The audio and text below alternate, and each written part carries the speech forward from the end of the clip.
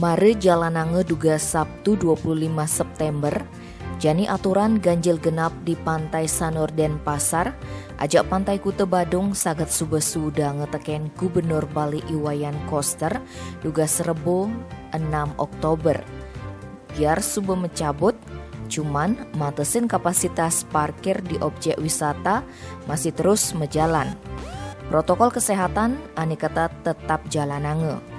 Singje urusan ganjil genap dogen di SE nomor 18 tahun 2021 masih ature unduk tongos membelanja di mall.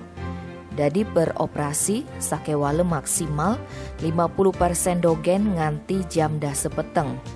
Ane lakar membelanja masih tetap nganggo aplikasi Peduli Lindungi, gitu masih karyawani. Yen urusan meyadnya paling liu dadi 50% uli kapasitas. Yang ada anak resepsi, tamu paling liu duang dase ane ketampi sebarengan.